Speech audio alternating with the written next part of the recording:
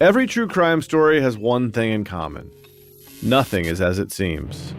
And no podcast knows that better than Chameleon.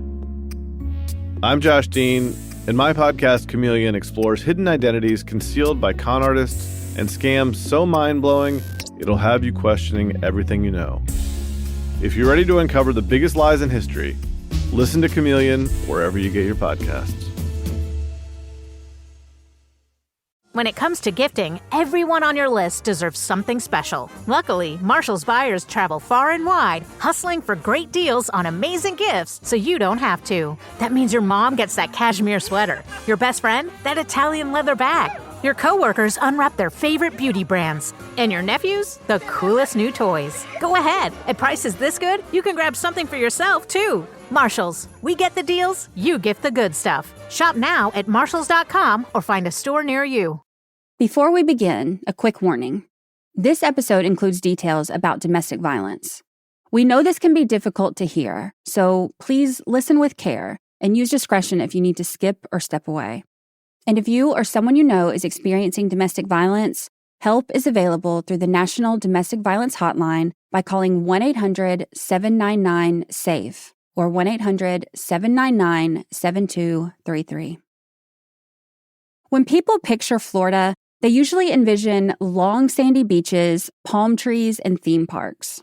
For a large part of Florida, this is accurate. But in rural Polk County, Florida, you see more pickup trucks than convertibles, and more cowboy boots than flip-flops. It was in this rural area, Lakeland, Florida to be exact, that 17-year-old Michelle Saum met Leo Schofield. Michelle, local to Lakeland, had a happy childhood until her parents' involvement in the party scene ended their marriage and disrupted her life. Michelle and her brothers ended up in a children's home for nearly 4 years until one day when her father showed up, newly sober, ready to bring them home. By her late teens, Michelle was working, helping her family, and spending her weekends with friends at concerts and skating rinks. She was shy but spirited, with all the complexities of a typical teenage girl. Leo was the opposite of a typical Lakeland resident, and different than anyone Michelle had ever known. With his long black hair, thick New England accent, and a kind of confidence that bordered on arrogant, he stood out in Polk County from the moment he arrived. He was a few years older, played guitar in a hard rock band, and dreamed of something bigger than small-town life. The two were drawn to each other instantly. Leo described the first time their eyes met as instant lightning. He was captivated. When Michelle began showing up to his gigs, their friendship quickly turned into something deeper. Before long, they were spending every spare moment together, talking, laughing, and riding Leo's motorcycle through the back roads of Polk County. Leo opened up about his childhood, the move south, and his dreams of being a musician. Michelle told him about her family and the years she'd spent growing up in the children's home. They came from opposite worlds, but in each other, they found what they were missing. They were young, impulsive, and completely wrapped up in each other. In August of 1986, after only 6 months of dating, the 18 and 21-year-olds got married. For a time, it seemed like they had the whole world ahead of them.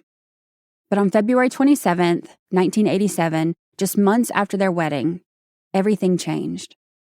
Michelle Schofield's body was found floating face down in a drainage canal along State Road 33, stabbed 26 times in the back, neck, and chest. Leo was inconsolable. And as the town grieved the loss of Michelle, they rallied around Leo, comforting the grieving newlywed. Their sympathy, though, wouldn't last. As investigators asked around, a darker picture of Leo started to emerge, one filled with control, anger, and violence. Soon, the love story of a quiet local girl and the outsider musician would be rewritten. And a new story would become one of Central Florida's most haunting murder cases. A young wife dead, her husband accused, and one piece of evidence, buried for 17 years, would return and turn this case inside out. The prosecution says Leo's rage ended Michelle's life. The defense says injustice destroyed his. but it's the jurors who have the final say. This is the 13th Juror Podcast, where we break down real court cases and put you in the juror's seat. Two sides, the same evidence. You decide what to believe. I'm your host, Brandy Churchwell. Today's episode is Florida versus Leo Schofield, Part 1, the prosecution story.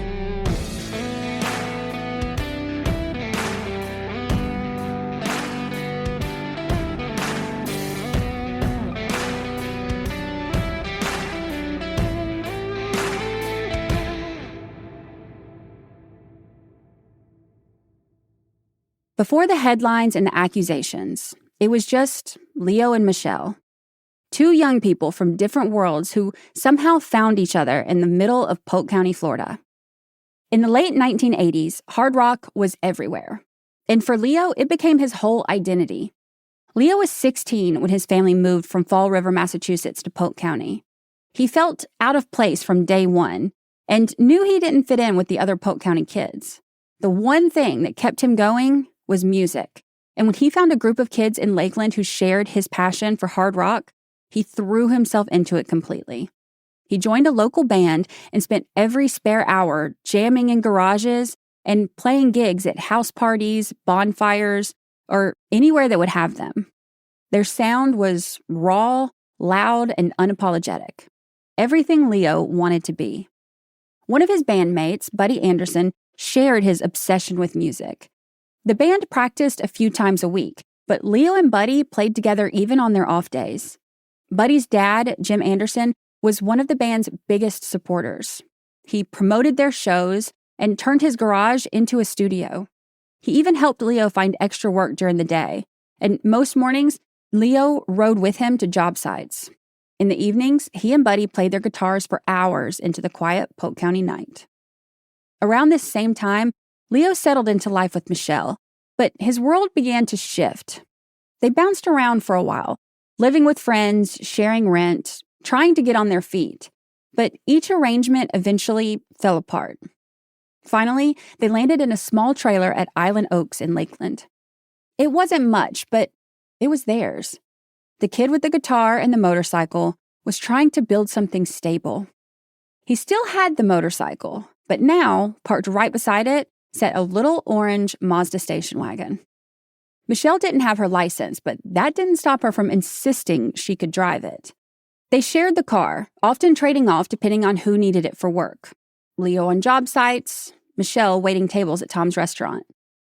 By late February 1987, Leo and Michelle had been married for about 6 months, and life had fallen into a comfortable rhythm. Work, music, and late nights with friends. On the evening of February 23rd, Leo and Michelle were over at the Andersons' house. Leo and Buddy played guitar while everyone hung out, and when it got late, they decided to stay the night. The next morning, Leo left early with Jim to head to work. Michelle took the car and planned to do laundry at her dad's house, work her shift at Tom's restaurant, and then come back to the Andersons to pick up Leo. When Leo and Jim returned to the Andersons that evening, he hadn't heard from Michelle, but he wasn't worried. Remember, in the 80s, there were no cell phones, text, or location sharing. Tom's restaurant closed at 8, and he figured she'd be there soon. So he and Buddy did what they always did, headed to the garage and started to play. But by 9 o'clock, she still wasn't there. And then Leo started to worry. Michelle didn't have a license, and she'd already been pulled over once before, so he didn't like her driving alone, especially at night. At 9:45 p.m., the Andersons' phone rang. Leo picked it up. It was Michelle. She was calling from a payphone and told him she'd finished her shift, gone home and fed their puppy, and had put away the laundry she had washed earlier that day. She said she'd made $13 in tips, which she was excited about. So she bought herself a Coke and $3 worth of gas. She even asked if he wanted anything from McDonald's. But Leo, frustrated that she was running late, told her no. He said for her not to stop, just to come pick him up and they could get something to eat together. He told her that he and Buddy were about to ride over to Vince's house and said for her to meet him there. Vince Ronner was a friend of theirs, someone Michelle knew well. She agreed to meet him there. They exchanged I love yous. and Leo hung up the phone. No one knew it then, but that would be the last time anyone heard from Michelle Schofield. The drive to Vince's house from the payphone where Michelle was shouldn't have taken more than 15 to 20 minutes. After Leo hung up the phone, he and Buddy stayed at the Andersons for a bit. And by the time they made it over to Vince's house, Leo was expecting Michelle to pull up at any minute. But more and more time passed, and by 11:30, Leo knew something was wrong. He asked Buddy to drive him around to look for Michelle, but Buddy said he would need gas money to do that, and Leo didn't have any on him. So Leo called his dad, Leo Schofield Sr. He told his son not to panic, that Michelle was probably fine, maybe running late or stopped somewhere along the way. He told Leo to wait a little longer, and if she didn't show, to call him back so they could go look for her together. Leo couldn't sit still. He called the highway patrol to ask if there had been any accidents. Then he called the Lakeland Hospital emergency room. Neither had any record of Michelle. 15 minutes later, he called his dad again. This time, Leo Sr. said he was on his way, and around midnight, he arrived at Vince's to pick up Leo. He told him he'd just seen what looked like the orange Mazda passing by. He thought Leo was driving, even honked his horn, but the car never slowed down. Leo told him to catch up, and although they tried, were never able to find the car. Island Oaks, the trailer park where Leo and Michelle lived, was only about 10 minutes away, so they drove there next, hoping to see the car in the driveway. When it wasn't, they decided to retrace the routes Michelle might have taken, scanning the roads in case the car had broken down. Still, there was no sign of her or the car, so they headed back to Vince's house. When they arrived, Leo Sr. waited in the driveway while Leo went inside and called 911. He gave a description of Michelle and of the car and said he had expected her to arrive hours before, but she never showed up. The dispatcher placed Leo on hold, and the recorded line kept rolling. Leo tells Vince that he's worried and that he can't afford to stress over this because the slightest problem trips him out. He said it's not like her. She was on the way there. Then, Leo says he very seriously doubts Michelle is just messing around somewhere. But if she is, God help her. The dispatcher came back and reassured Leo that the information would be passed on to patrol units, and if officers spotted Michelle, they would tell her that her husband was looking for her. The call ended at 12:48 a.m. Shortly after that, Leo got back in the truck with his father and left Vince's house once again. What happened after that has become the subject of debate ever since. From here, the story takes two very different paths. Everything becomes a matter of interpretation and accusation. And 2 years later, in March of 1989, Assistant State Attorney John Aguero and Defense Attorney Jack Edmond would each attempt to fill in those gaps, presenting very different versions of what happened next to a Polk County jury.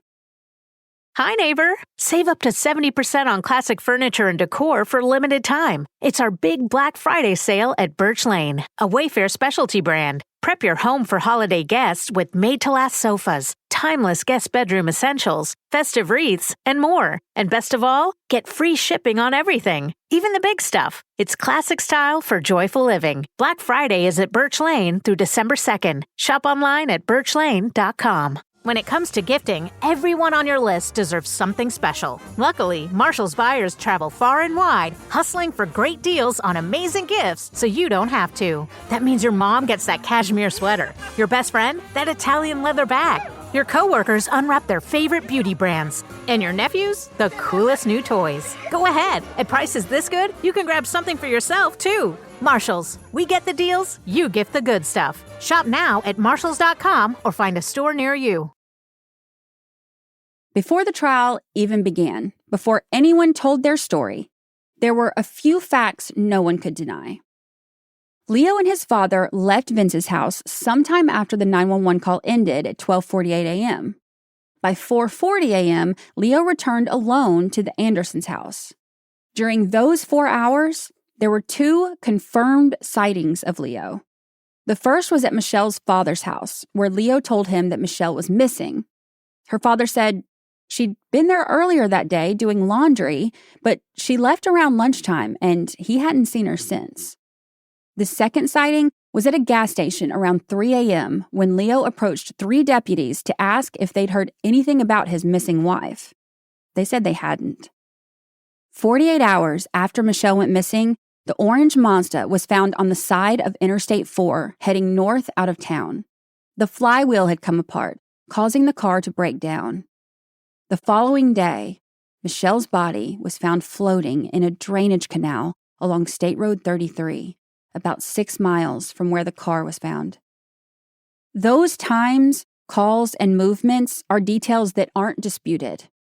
But what happened during those missing pockets of time, starting with the 4 hours that Leo and his father were unaccounted for, is where the stories begin to diverge. Leo told authorities that he was out searching for his wife, what any husband would do when someone he loved was missing. But according to prosecution, that wasn't the case at all. The state's theory was that sometime after Michelle left work that night, Leo confronted her, killed her, then called his father for help. Together, they disposed of her body in the canal where she would later be found and abandoned her car along the interstate. Now, Leo Schofield was to stand trial for Michelle's murder, and, if convicted, could face the electric chair. In his opening statements, Prosecutor John Aguero told jurors that Leo Schofield was not the quiet, mild-mannered young man sitting at the defense table. He said that image was the farthest thing from the truth. He said that Leo Schofield was a violent man, and that by the time the state was finished presenting its evidence, they would prove beyond a reasonable doubt that Leo Schofield murdered his wife. Based on the evidence and testimony they presented, this is the prosecution's story. From the moment the state began presenting its case, Prosecutor John Aguero made sure the jury's attention was fixed not just on what happened to Michelle Schofield, but on who he believed Leo Schofield really was. For 2 full days, the state called neighbors, friends, and landlords to tell the jury about one thing: Leo's temper. They painted a picture of a young husband who, behind closed doors, wasn't the easygoing musician he portrayed himself to be, but a man with a dangerous side. Someone controlling, quick to anger, and prone to violence. It was a deliberate choice. Before Aguero asked the jury to believe Leo was capable of murder, he first wanted them to believe Leo was capable of rage. And by the end of those first 2 days of testimony, a theme had already taken shape. Leo Schofield had a temper and was violent. These were the building blocks of the state's case, and the foundation for the story the prosecution was about to tell. It began with some neighbors who had only seen glimpses across a yard or through a window, like Mrs. McClelland, who testified she often saw Leo shoving Michelle outside their home, or the Hawkins family from next door, who said they'd hear yelling and screaming, though they never saw what happened inside. Then prosecutors turned to the people who knew Leo best, his roommates and friends. They wanted to show a pattern, a buildup of violence leading straight to Michelle's death. Leo's friend, Ed Vachon, and his father, George Vachon, both took the stand for the prosecution. Right after they got married, Leo and Michelle had lived with Ed in an apartment his dad owned. Ed said one night he heard what sounded like a bad fight between the couple, and when he opened the door to check on them, Leo had Michelle pinned against the wall. When Ed stepped in, both yelled for him to get out. He also recounted a different night, when Leo, in a rage, stabbed his own leg with a butcher knife until it bled, then stormed off down the street. George testified that Leo could be loving at times, but often hostile, like when he damaged a door and punched a hole in the wall. Even though Leo paid for the repairs, George told him it was time to move out. With nowhere else to go, the newlyweds moved into a small trailer at Island Oaks with friends Dean and Melissa. At first, it seemed like a perfect setup, splitting rent and hanging with friends. But within weeks, things turned violent. Both Dean and Melissa told the jury about the day Leo asked Michelle to bring him a glass of tea in his favorite glass. That glass was dirty, so she used another, something they said enraged Leo. They watched as he punched Michelle in the stomach, knocking her to the ground. Dean's friend, Edward Collins, backed them up on Leo's temper, saying he often saw Leo fly off the handle, yelling and throwing things. He never saw him hit Michelle, but when the tension rose, Ed would find an excuse to leave. Dean and Melissa said when the violence became too much, they packed up and left. Then came Bobby and Mary, who moved in not long after Dean and Melissa moved out. Bobby told jurors he never saw Leo hit Michelle, but when he'd come home from work, sometimes furniture would be overturned and windows would be broken. He said he thought it was because Leo had lost his cool. Mary, who had known Michelle since they were kids, painted a more detailed picture. She said Leo was controlling, dominating, and that their arguments were constant. She described one that started over a football game. Leo was watching the game on TV, and he wanted them to be quiet so he could hear it. But she and Michelle were talking. He got frustrated and told them to shut up or leave the room. And when Mary continued to talk, she said Leo exploded and flipped the coffee table. Plants and newspapers flew off of it. Mary then threw a lamp across the room in anger, smashing the stereo, and stormed out. She said she went next door and asked a neighbor to drive her to Bobby's work, and as she got into his truck, she saw a chair fly through the window. Bobby and Mary didn't live there much longer, but Mary said they did remain friends with Leo and Michelle and would still visit them. During one of these visits, Mary told the jury she heard yet another argument between Leo and Michelle, and what she thought was the sound of Leo slapping Michelle. She told Dean to step in, which he did, and shouted to Leo that he was out of line. Leo left and went for a walk down the road to cool off. Michelle's closest friends echoed similar themes for the jury. Her friend Carrie said Leo was possessive and demanding, and Michelle Truax, her best friend, described the relationship as unstable. She told the jury about a night after Christmas shopping when she was at Michelle's house. Leo had been out looking for them, angry that he didn't know where she was. When he got home, he ordered Michelle into the bedroom. According to Truax, she refused and said she wasn't going to let him hit her anymore. Suddenly, Leo grabbed Michelle and swung, missing only because she ducked. Truax told the jury she heard Leo tell Michelle, "Shut up. I hate you. I'll kill you, you bitch." Leo's friend, Vince Ronner, and his brother, Jude Ronner, said they saw the same temper. They described Leo bursting into Vince's home, furious to find Michelle there having a beer, and him demanding she get in the car. Vince said he even pulled Leo aside after the incident and told him to calm down, to stop walking around with a chip on his shoulder. Even Leo's closest friends, Buddy Anderson and his family, described flashes of violence. Buddy's father, Jim, and stepmother, Anita, had opened their home to Leo and Michelle, converting their garage into a practice space for Buddy and Leo's band. They supported him financially, gave him work, and treated him like family. But both said they'd seen Leo lose his temper. Anita said Michelle adored Leo, but that Leo could be violent toward Michelle. Jim and Anita each described one moment they couldn't forget. Leo kicking Michelle in her backside hard enough that Jim intervened, warning him never to do that again in his home. The state brought in Leo's high school girlfriend, who described a fight years earlier when she said Leo threw her into a bunk bed and hurled a box fan at her sister. By the end of those first 2 days, prosecutors had reshaped Leo Schofield in the eyes of the jury, from a heartbroken husband searching for his missing wife to a man with a temper capable of violence. And with that picture fixed in the jurors' minds, prosecutors were ready to unveil their star witness, a woman who claimed to have witnessed not only the fights, but potentially the murder too. Her name was Alice Scott.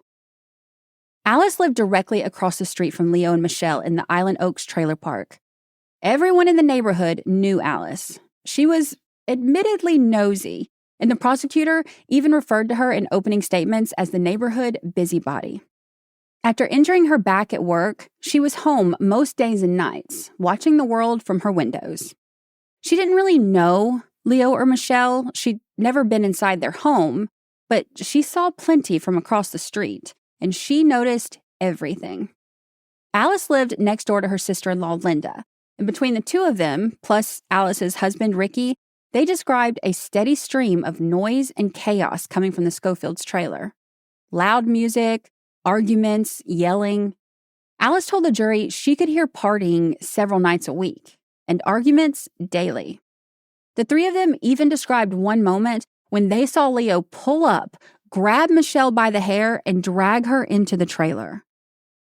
But Alice Scott wasn't just another character witness repeating what she'd heard through the walls. She had a story to tell, a detailed one, that would become the centerpiece of the state's case. Hi, neighbor. Save up to 70% on classic furniture and decor for a limited time. It's our big Black Friday sale at Birch Lane, a Wayfair specialty brand. Prep your home for holiday guests with made-to-last sofas, timeless guest bedroom essentials, festive wreaths, and more. And best of all, get free shipping on everything, even the big stuff. It's classic style for joyful living. Black Friday is at Birch Lane through December 2nd. Shop online at birchlane.com. When it comes to gifting, everyone on your list deserves something special. Luckily, Marshall's buyers travel far and wide, hustling for great deals on amazing gifts so you don't have to. That means your mom gets that cashmere sweater, your best friend, that Italian leather bag, your coworkers unwrap their favorite beauty brands, and your nephews, the coolest new toys. Go ahead. At prices this good, you can grab something for yourself, too. Marshalls, we get the deals, you gift the good stuff. Shop now at marshalls.com or find a store near you. Alice set the scene. It was the night before Michelle went missing. She was laying in bed, unable to sleep. It was late, around 1, maybe 1:30, when she heard a noise outside her window. She got up, walked into the bathroom, and climbed onto the counter to look through the small window facing the Schofields' trailer. From there, she said she saw the orange Mazda pull in. Leo and Michelle got out, went inside, and closed the door behind them. Then came the sounds. Raised voices, a struggle, maybe even thuds against the wall. Alice said she stayed perched on that counter for nearly 20 minutes, watching, listening, trying to make sense of what she was hearing. And then, silence. She waited and watched, not knowing what was happening. And then the front door opened. Leo came out, but this time he was alone. He got into the Mazda and drove away. Alice woke her husband and told him something was happening over there. He told her that she was being nosy again and to go back to sleep, but she couldn't shake it. A little while later, she heard another car. She looked out the window again. Leo had returned. She said he backed the Mazda into the driveway, opened the hatch, and walked up to the trailer. When he came back out, he was carrying something heavy in his arms, something covered, but she couldn't make out what it was. He laid it in the back of the car. Prosecutor John Aguero wanted to make sure the jury understood exactly what he was implying. So he asked Alice Scott directly, "You didn't know that he might be carrying a body out?" Her answer, "No, sir, I did not." Not long after, Alice's sister-in-law Linda came home from work. She worked for a cleaning company until around 2 or 3 a.m., and Alice would often wait on her to get home, watching for her headlights. Alice met her outside and said something strange was happening across the street. Linda later testified about the night she saw Leo put something heavy in his car, but like Alice, she couldn't make out what it was. The next day, Alice said she saw Leo again. This time, he was unloading a large steam cleaner, taking it into the trailer, and cleaning the carpets. On the night of the events, Alice was unaware that Michelle was missing, so she really didn't understand what she was seeing. It wasn't until detectives came knocking days later that she began piecing it all together. She tried to recall every sound, movement, and detail, and as she explained Leo's suspicious behavior to Detective Weeks, the tone of the conversation shifted. Weeks would later testify that it was right then that Leo Schofield officially became a suspect in the murder of his wife. When prosecutors asked if she was certain about what she'd seen, Alice said she wouldn't be on the stand if she wasn't. But by the end of her testimony, she was trembling. She asked the judge for a few minutes to compose herself before cross-examination. And as the jurors sat in silence, the heaviness of Alice's story hung in the air. For detectives, Alice Scott's story was enough to be suspicious of Leo Schofield. But what came next would make that suspicion spread to his entire family. Because when Michelle's body was found, the story of how it was found would leave even seasoned investigators stunned, and it would forever change the direction of this case. According to Leo and his family, after that 911 call Leo made from Vince's house, he and his family spent the next 4 hours driving the roads of Polk County, searching every route Michelle could have taken. When he finally showed back up at the Andersons' home around 4:40 a.m., he was exhausted. The next morning, Leo and his father met with a deputy at Leo's trailer to file a formal missing persons report. From there, they went to the grocery store where Michelle's best friend, Michelle Truax, worked. When she heard Michelle was missing, she left with them, and the three spent the rest of the day making flyers and posting them around town. The following night, there was a lead. A man who'd seen one of the flyers called the number to report an orange Mazda abandoned on the shoulder of Interstate 4. Leo, Truax, and her husband went to check it out, while Leo's father and Jim Anderson followed in another truck. When they got there, they saw the Mazda, Michelle and Leo's car. The speakers were missing and the doors were unlocked, but otherwise it was intact. When police arrived, they photographed it, logged the scene, and had it towed away.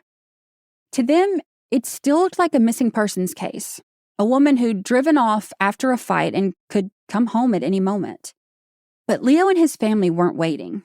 That night, after the car was found, Leo and Truax searched the roadside until dawn, walking through ditches and fields, calling her name into the dark.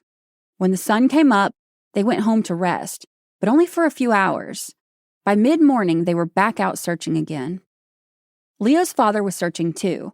He told investigators he'd been working his way south from Interstate 4, driving the back roads and checking every path that might lead toward the woods or the water. Then, on the afternoon of Friday, February 27th, 2 truck drivers heading north on State Road 33 saw a man waving his arms on the shoulder of the road, shouting for help. That man was Leo Schofield Sr. He told them he'd found his daughter-in-law's body. Deputies arrived within minutes. Michelle's body was submerged in a canal, hidden beneath a sheet of plywood and brush about 20 feet off the dirt path that ran beside the road. At first, it seemed like the heartbreaking end of a desperate search. But when detectives asked Leo Sr. how he found her, his answer gave them pause. Leo Sr. told them that while driving down State Road 33, he felt a sharp pain in his head, like pressure building. Then he heard something, a voice, Michelle's, calling to him. He said he followed it down through the brush toward the water, and that's where he found her. He exclaimed that God himself had led him there, and even when he saw Michelle's face, she seemed to have a smile like she was glad that he had found her. Detectives didn't believe his divine intervention story and thought it was impossible. How could a man, out of miles of empty canal banks, stop at the exact place where Michelle's body was hidden? To them, that wasn't luck, it was knowledge. From that point forward, investigators began to look at every statement, timestamp, and sighting to build a timeline and theory, not around Michelle's disappearance, but around Leo and his father. What started as a missing persons case fueled by hope was now a murder investigation driven by suspicion. They believed sometime after Leo and his dad left Vince's that night, the couple met up and began to argue. Maybe it was because Michelle didn't show up when she was supposed to, or maybe it started over something even smaller. But this time, prosecutors said Leo snapped. According to prosecutors, Leo and Michelle got home around 1:30 a.m. Alice Scott watched them pull into the driveway and heard them arguing. The noises Alice heard, thuds, yelling, and a struggle, was the sound of Michelle being attacked. They said Leo killed his wife inside their home, stabbing her repeatedly before carrying her body out to the car, just as Alice had described. They claimed that Leo reached out to his father to help him cover up what he had done, and that at the times when Leo and his father were unaccounted for that night, they were working together to dispose of Michelle's body, driving out to the remote canal along State Road 33. Leo Sr. helped his son drag Michelle's body through the brush, covering her with plywood to hide her from view. After that, the two men abandoned her car along Interstate 4, stripping the speakers to make it look like a robbery, and left. They drove around to create an alibi, first going to Michelle's dad's house, then stopping at a gas station around 3 a.m. to talk to police. They called to report Michelle missing to further craft what the state described as a carefully constructed cover story. And even though they tried to create the perfect alibi, prosecutors argued their actions drew suspicion from everyone around them. Prosecutor John Aguero called a series of witnesses, family, friends, even detectives, to walk the jury through what they saw and heard from both Leo and his father in the days surrounding Michelle's death. It started before Michelle even went missing. Leo's parents were planning to move back to Massachusetts, and several people testified that Leo planned to go with them, but not with Michelle. Her best friend, Michelle Truax, remembered Leo saying he loved Michelle, but didn't want to be married anymore and wished she would just leave. After Michelle vanished, Leo made comments that, in hindsight, raised suspicion. He told friends he just knew something bad had happened, that she was probably dead, and that he hoped she hadn't ended up in water. He even said if police didn't find her soon, he'd have them drag the lake. Jim Anderson testified that the morning after Michelle disappeared, Leo still went to work with him, an hour and a half away, but wanted to leave soon after arriving, saying he had a bad feeling and needed to go home. When Jim refused to leave, Leo stormed off down the road. Jim said he found him minutes later, angry and silent, and drove him back to his father's house. The most unsettling testimony came from Michelle Truax. She said that not long after Michelle was found, Leo told her he might have blacked out and done something terrible without remembering. Weeks later, he suggested they should be together, saying Michelle wouldn't want him to live alone and that she'd want him to be with her best friend. Within weeks, Leo was seeing another woman named Susie. Friends said he seemed to move on quickly, going out, flirting, acting carefree. When he later left for Massachusetts, he called Jim Anderson asking for money to come back to Florida with yet another girlfriend. Jim refused. Detectives also took note of Leo's behavior. When he and his father filed the missing persons report, Leo hardly spoke. His father did most of the talking. Leo couldn't even recall Michelle's birthday, which was only a day apart from his own. When police visited the Schofields' trailer, Leo Sr. became defensive as they looked around, insisting they not go through his son's things. They returned the next day, and Leo refused to come to the door. A search warrant was issued, but by then, the family had already moved back to Massachusetts. In a shed behind their home, police found handwritten notes, drafts of the Schofields' version of what happened the night Michelle disappeared. To detectives, it was a pattern: strange behavior, conflicting accounts, and two men who seemed to be managing the narrative. Suspicion, once focused on Leo, now included his father. But suspicion alone doesn't prove guilt. It takes evidence, and Prosecutor John Aguero was ready to deliver it.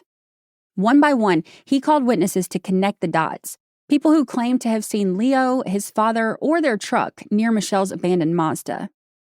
The first of these witnesses was a man from Ohio visiting Florida. He testified that he was driving in the area of State Road 33 and I-4 one night around 9 p.m. when he saw two dark-haired men walking out of a wooded area. Nearby was a light-colored pickup truck with a camper shell, just like the one Leo Schofield Sr. drove. The next afternoon, passing through the same stretch of road, he saw police cars everywhere. And later that night, when he opened the newspaper, he froze. A young woman had been murdered and found in that exact spot. Mary and Randy LaFoon, a husband and wife newspaper delivery team, described a similar scene. Between 3:30 and 4:30 that foggy morning, they were driving along State Road 33 when they spotted an orange Mazda parked on the shoulder. Behind it was a small blue pickup truck. They thought about stopping, assuming the car had broken down, but seeing the truck already there, they figured help had arrived and they kept going. To prosecutors, those sightings were pieces of the same puzzle. Leo Schofield Sr.'s truck, 2 men, and the same stretch of road where Michelle's body was found. It wasn't coincidence, it was connection. Eyewitness accounts can only go so far, so prosecutors turned to forensics next. Crime scene technicians processed 3 main areas: the car, the trailer, and the canal. Inside the orange Mazda, investigators searched for trace evidence: fibers, hairs, blood, and fingerprints. They collected vacuum sweepings, a few hairs, a Downy bottle with what appeared to be blood on it, and a small square of carpet cut from the cargo area. Testing later confirmed there was blood on that carpet, and it matched Michelle Schofield's. Inside the trailer, luminol testing revealed several areas that reacted as possible blood. Samples were taken and sent for testing, but results went no further than presumptive indications. At the canal, investigators found blood on the sheet of plywood and Michelle's clothing. Her jacket, discovered about 9 feet away, was saturated with blood and pierced by multiple stab wounds in the back.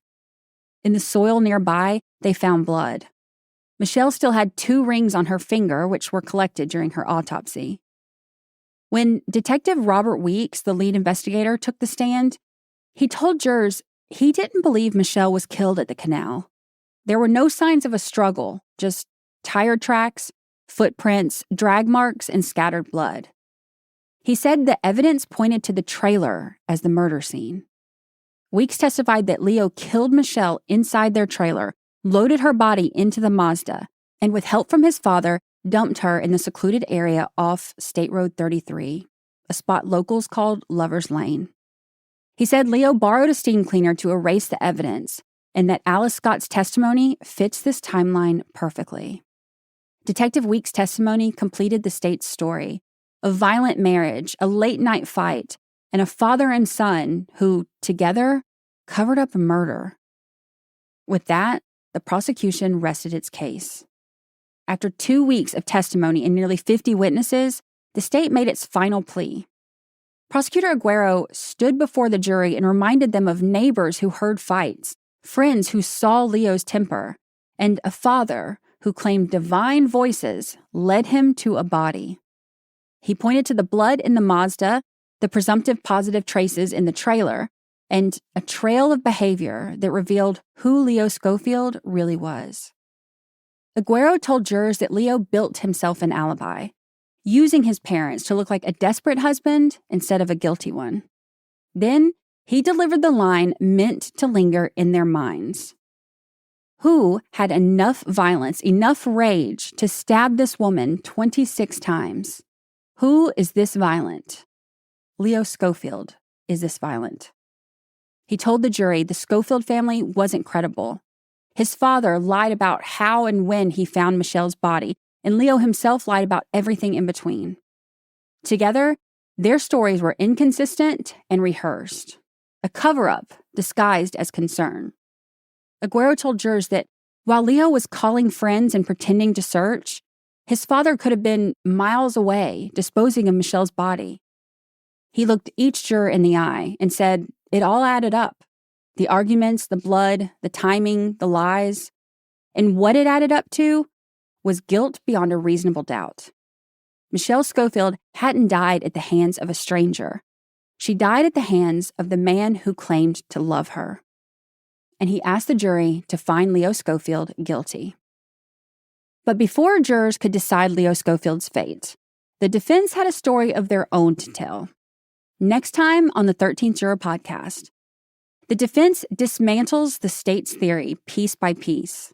Their central argument: timelines don't lie. And if the timeline is right, then the dramatic testimony of star witness Alice Scott couldn't be, because Leo Schofield couldn't have been in 2 places at once. Just when it seemed the case was settled, came the twist no one saw coming.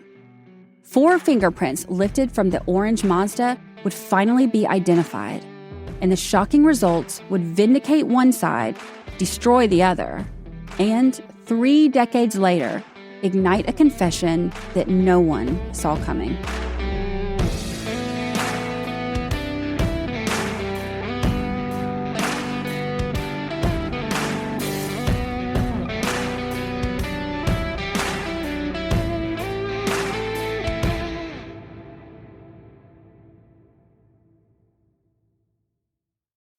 Welcome back to Listen to Your Heart. I'm Jerry. And I'm Jerry's heart. Today's topic, Repatha, evolocumab. Heart, why'd you pick this one? Well, Jerry, for people who have had a heart attack, like us, diet and exercise might not be enough to lower the risk of another one. Okay. To help know if we're at risk, we should be getting our LDL-C, our bad cholesterol, checked, and talking to our doctor. I'm listening. And if it's still too high, Repatha can be added to a statin to lower our LDL-C and our heart attack risk. Guess it's time to ask about Repatha.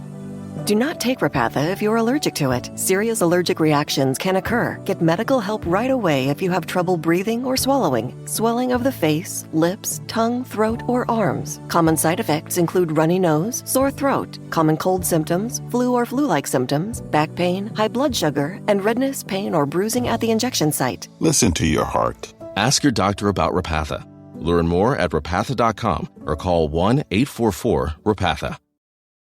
With Venmo Stash, a toggle on one hand and ordering a ride in the other means you're stacking cash back. With Venmo Stash, get up to 5% cash back when you pick a bundle of your favorite brands. Earn more cash when you do more with Stash. Venmo Stash terms and exclusions apply. Max $100 cash back per month. See terms at venmo.me/stash terms.